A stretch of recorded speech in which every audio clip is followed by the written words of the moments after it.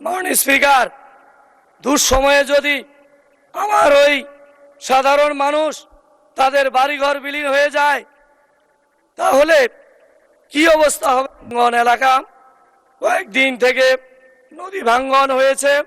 আমি মাননীয় মন্ত্রীর কাছে গিয়েছি, কয়েক দফা পানি উন্নয়ন বোর্ডের চেয়ারম্যানের কাছে গিয়েছি, সচিবের কাছে গিয়েছি, সব জায়গায় গিয়ে একটাই যে এখনো বরাদ্দ আপাতত নেই। মাননীয় স্পিকার, দুঃসময়ে যদি আমার ওই সাধারণ মানুষ তাদের বাড়িঘর বিলীন হয়ে যায় তাহলে কি অবস্থা হবে? 2 মিনিট সময় বাড়ানো হলো, 2 মিনিট। বিষয়টা আমি দৃষ্টি আকর্ষণ করছি, যতটা সম্ভব আমার এই নদী ভাঙ্গন এলাকার যাতে করে অন্তত জিও ব্যাগের মাধ্যমে রোধ করা যায় এর প্রয়োজনীয় ব্যবস্থা গ্রহণের জন্য সবিনয় অনুরোধ করছি।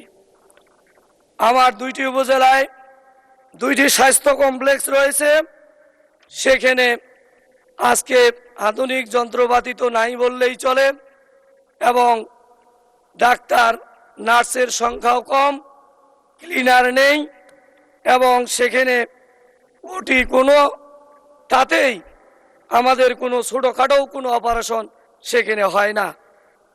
এই জন্য আমি ইতিমধ্যেই মাননীয় স্বাস্থ্যমন্ত্রীর দ্বারস্থ হয়েছি, আবেদন করেছি যাতে করে উনি বিবেচনা করে আমার ওই 2টি উপজেলার 50 বেডের হাসপাতালকে 100 বেডে উন্নীত করার পাশাপাশি ওটি চালুর ব্যাপারে প্রয়োজনীয় ব্যবস্থা উনি নেবেন এই আশাবাদ ব্যক্ত করছি।